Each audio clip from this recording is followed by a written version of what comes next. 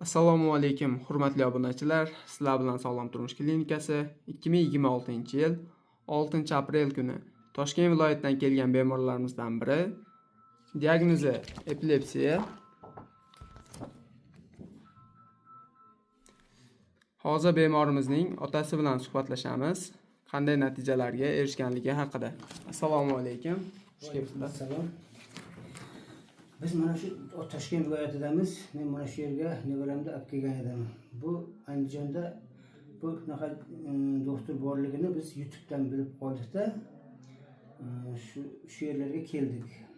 Nevaramni men Toshkentda davolaganman. Toshkentda bormagan nevropatolog qolmadi. Hamma joyga bordik. Lekin hech qayerda rezultat bo'lmadi. Hattoki eng qimmat, eng og'ir dorilar, kuchli dorilarni berdi. Ularda natija bo'lmagandan keyin nima deydi?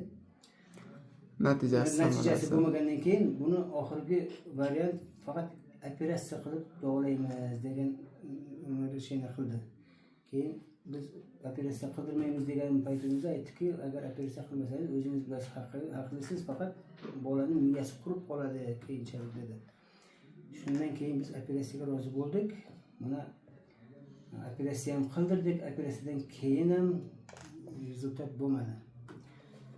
Keyin mana shu YouTube'dan Andijonda shu Shukurullo Jalilov doktorni eshitib qoldik-da, mana shu yerga keldik.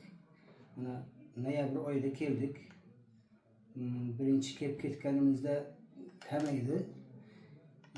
Yanvar oyida yana keldik. Yanvar oyida kelganimizda botamim to'xtadi, sudurga. O'sha yanvar oyidan buyog'i hali shu paytgacha sudurga bo'lmadi. Mana endi mana hozir yana kelib o'tiribmiz, xudo xolasa. Endi mana doktor buyog'i yaxshi natijalarga erishib qolganimizni aytib, endi aql nimalarni ham o'z joyiga qo'yib berishni aytdilar. Shunaqa. Dastlabki bizning klinikamizga kelgan paytda bemorda sudurgilar qanday bo'lardi? Necha marta? Shu dastlab birinchi kelgan paytimizda kuniga 50 ta, 60 ta, 70 tagacha bo'lardi. Keyingi kelganimizda bir kunga 3 ta, 4 ta bo'ladigan bo'lib qoldi. Yanvarda kelgan paytimizda o'sha yerga kelgandan keyin 3-4 kundan keyin botamim to'xtadi. O'sha to'xtagandan beri hali biron marta bo'lmadi. Sudurgalar qoldi. Butunlay qoldi. 4 oydan beri biron marta bu bolani biz hattoki ko'chaga chiqarishga ham qo'rqardik.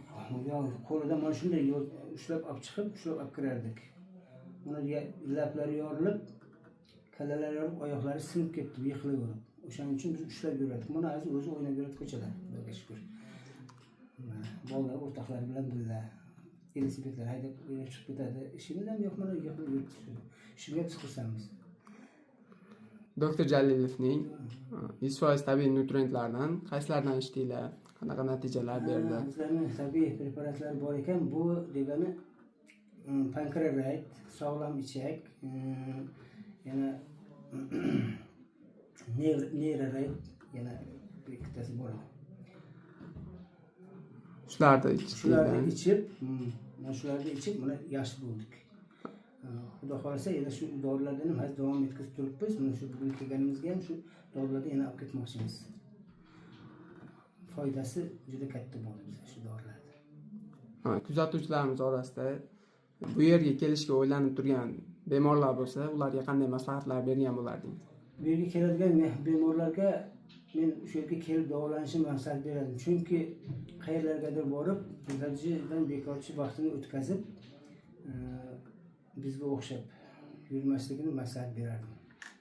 Chunki mana shu yerda kelib biz botamam shu davosini topdik-da, natijasini oldik. Doktorlar oxirgi variant shu operatsiya qilmasak bo'lmaydi degan paytida o'sha biz operatsiyaga rozi bo'ldik. Mana operatsiya ham qildik, lekin operatsiyadan keyin ham natija bo'lmadi. O'sha avval qancha sudurgi bo'lsa, o'shancha sudurga qolib ketdi. Natija bo'lmadi.